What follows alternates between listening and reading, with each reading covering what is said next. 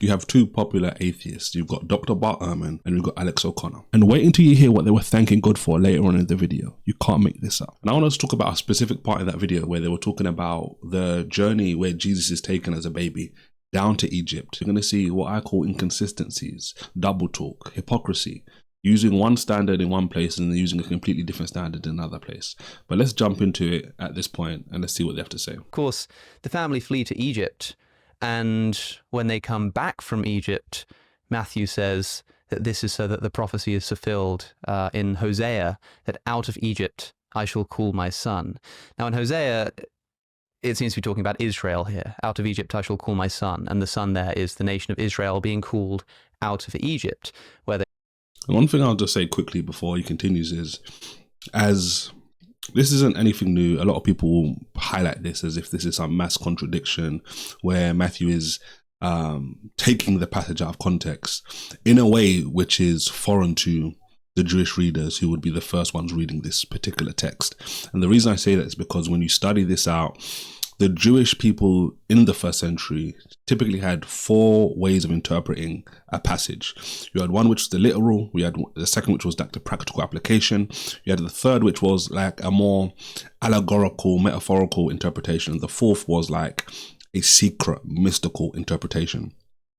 Some scholars will say that Matthew used all four types in chapter 2, where Alex is talking about here. And the reason I'm saying this is because the Jews looked at the Old Testament, or specifically at the Messiah, as fulfilling, the complete fulfilling of all of the things which happened in the Old Testament. So that is the context and the frame in which Matthew is quoting, out of Egypt have I called my son. Yes, the Israelites came out of Egypt, but in the fullest sense of this happening, it would be the Messiah coming out of Egypt. They were once enslaved. Matthew seems to be... If these stories didn't happen, I mean, do you think it's plausible to suggest that Matthew simply invented these stories in order to fulfill prophecy? I mean, do we think that the slaughter of the innocents actually happened historically? Do we think that Jesus and his family did travel to Egypt? Or do we think they're inventions either of Matthew, the evangelist, or of somebody else that he'd been listening to?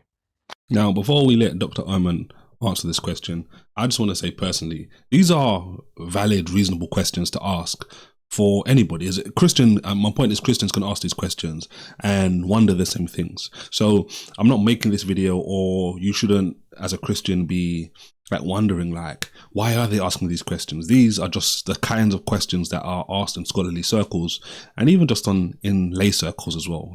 People want to know answers to these different questions. So the questions that are being presented: did this all happen? Is it real? Is it false? Did they really go down to Egypt? Did King Herod slaughter all of these people, etc.? These are, like I said, valid. But let's hear how Dr. Bart Erhman, who's probably the most famous scholar in regards to critiquing the Bible, at least in the last 20 to 30 years. And let's listen to what he says. Well, I think they have to be inventions. I don't think that they can be historical. You know, we have an account of Herod and his atrocities and the good things he did. For example, in the writings of Josephus, the Roman historian. And Josephus was well informed about the events in Herod's reign. And he has no trouble mentioning some of the awful things he did. But there's no word about this one. And this would be one of the worst things he'd ever done. And so there's no record, not just in Josephus, but anywhere, of this happening. And this is the kind of thing that you'd certainly have a record of. So I don't think it happened. The idea that going down to Egypt... Well, so before we get into him talking about Egypt, so notice he says right from the get-go, he thinks that Matthew is inventing this story of King Herod, killing these babies in Bethlehem and in like surrounding areas. Now, the main reason he gives is because Josephus, a historian from the first century, doesn't mention this. And he, according to Dr. Ehrman, this is a big enough event in King Herod's life for Josephus to write this. But he says he doesn't write this. And this is when I'm listening to this is what I look at as the beginnings of double talk and hypocrisy and double standards. Because Most people will understand that that's what we call an argument from silence. And an argument from silence is when you say, you know what, this didn't happen because nobody mentioned it. Most people understand this is a very weak argument to base your beliefs on. And Dr. Ehrman knows this. But you wouldn't think, but most people who watch this wouldn't think that, you know what, this is actually a weak or one of the weakest kind of arguments you can make. But it is weak. And the thing that interests me about this so much is because atheists typically have this rap. And I guess it's more so based on the new atheist movement, which is basically dead and buried. But they had this whole bravado effect where it was like, you know what, we're the intellectuals, Christians are the anti-intellectuals, which is obviously the furthest thing from the truth. But building something off an argument of silence isn't the best way to go. We obviously know that historians from history, even historians today, do not mention everything which happens in history. And even things which are deemed as significant are left out frequently by people in the past and also in current times. But notice the subtlety here as well. Matthew, he says Josephus doesn't mention this, but Matthew clearly does mention this in the New Testament. And it's basically just brushed away as if, you know what, because nobody else is there to corroborate what Matthew's saying, Matthew is automatically lying, or he's just making this stuff up. It's an invention. Other than an argument from silence, what other credible evidence or case should we make as to why Matthew is not telling the truth? Anybody who studies the life of Herod the Great knows already that he was a madman. A book like The Life and Times of Jesus Christ, the Messiah, covers in detail the first century in a lot of detail. And there's sections in there on King Herod, just some of the great stuff he did, like building and all of that kind of stuff. But at the same time, just the complete psychopath that he was. He was paranoid beyond belief. This is a guy who killed one of his wives and then mourned for his wife. To me, that's just mind-boggling. But this is the kind of guy who killed his sons. He killed different people because he was so paranoid that someone was going to overthrow his kingdom. Now, knowing this kind of stuff about Herod lines up nicely with what Matthew details about Herod. He gets this visit from the Magi and he's instantly paranoid. And then he wants to kill these people. He wants to block these people out from rising up. Now, if he could kill some of his own children, if he could kill the wife he apparently loved and then mourned after killing her, do you think he would bat an eyelid to kill babies in a city in a town like Bethlehem? Now, the Bible doesn't tell us how many children, in fact, how many male boy children 2 years and under were actually present. This all comes down to speculation, but most people will tell you that, you know, this was a very small number. And I've already said an argument from silence isn't even the best anyway, but let's say it was a few amount of children.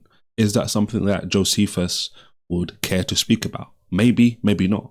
I'm not going to say either way. If the best reason to discredit Matthew and to say that Matthew invented this was the fact Josephus didn't write about this, then that's not that strong. And in many scholarly opinions who are being honest. And one thing I like to say from time to time when you're dealing with arguments is when you can flip the argument on its head, then the argument isn't that strong anyway. So for example, Dr. Ehrman is saying that Josephus didn't speak about it. Well, I could just flip it and say, well, Matthew did speak about it. Now let's continue as he goes on to speak about why this part of the narrative, them going down to Egypt, wouldn't be plausible, wouldn't be realistic, and it would be part of this invention that he's talking about as well.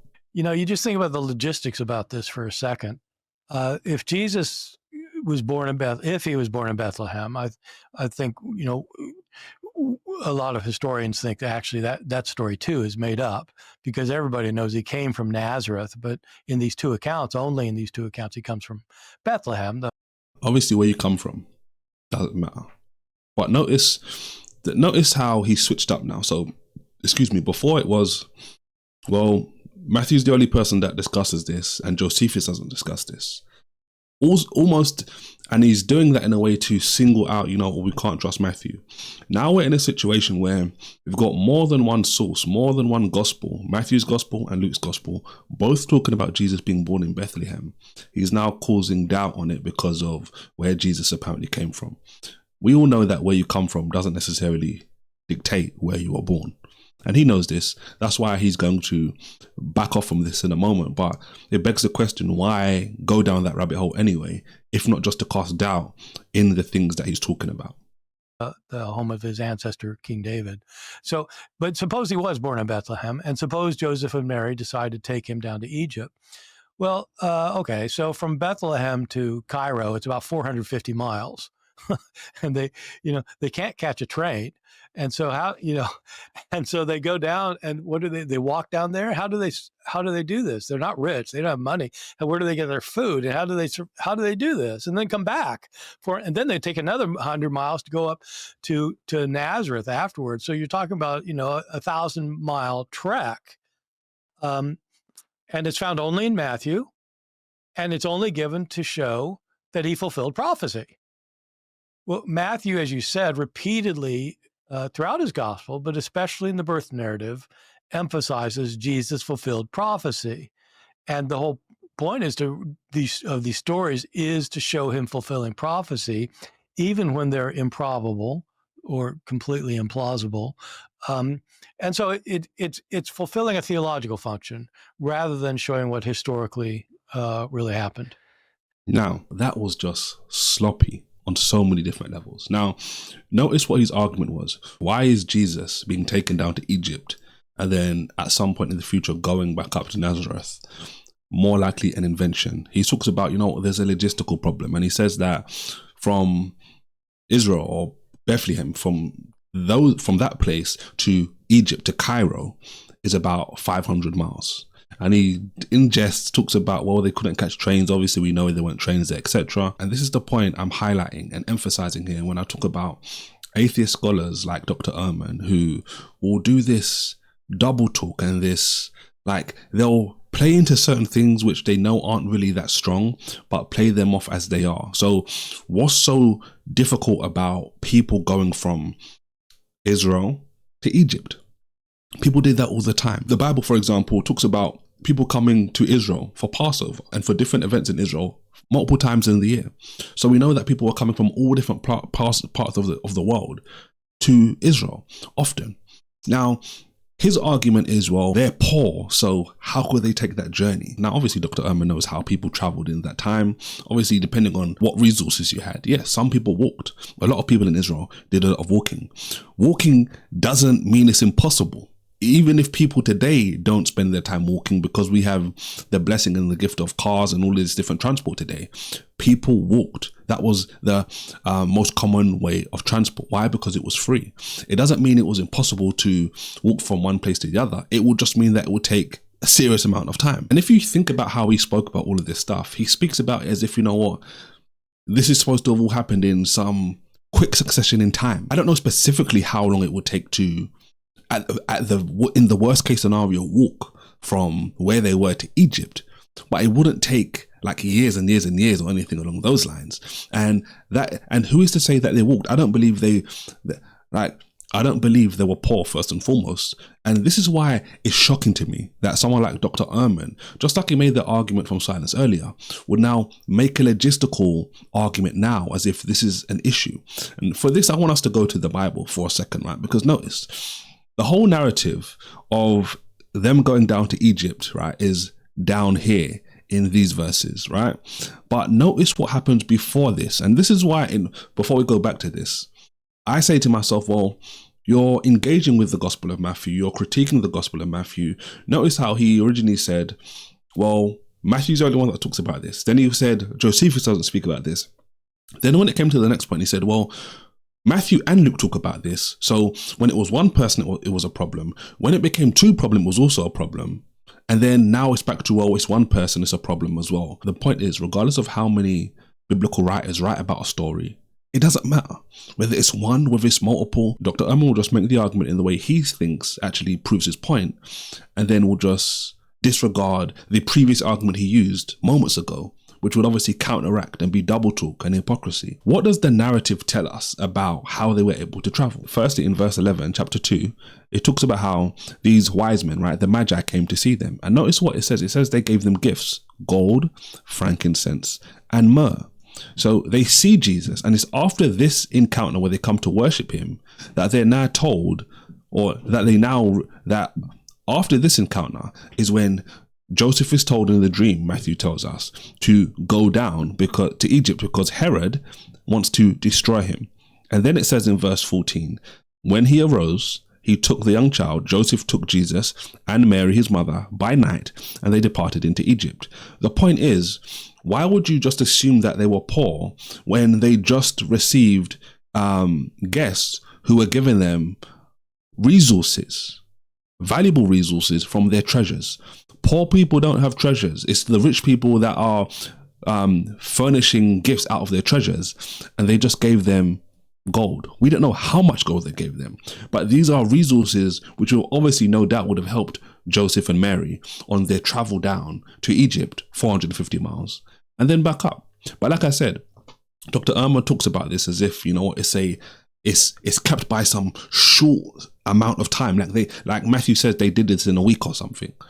They could have taken their time, and a few years later, as Matthew tells us, when Herod is dead, they now go back into the land of Israel. That's not to mention, of course, the fact that in Luke's birth narrative, the family go to Jerusalem to present Jesus at the temple, when the Gospel of Matthew has them going down to Egypt. Now, some people have tried to rectify that supposed contradiction by saying that they did both, which is often the case with biblical contradictions. Again, we talked about that in more detail in our last episode, but and I engaged with that a year ago. I spoke about that as well. Lots of reasons here to be thinking that, thank God Almighty, this is not a historical account of yeah, right. Thank God it didn't happen. Yeah, good point. And this is what always interests me about atheist commentators on things in the Bible, because notice, right, the whole topic of this particular podcast episode was the dark side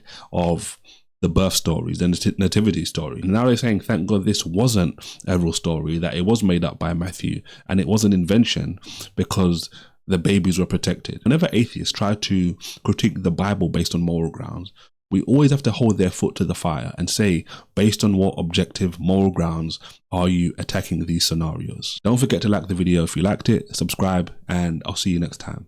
God bless.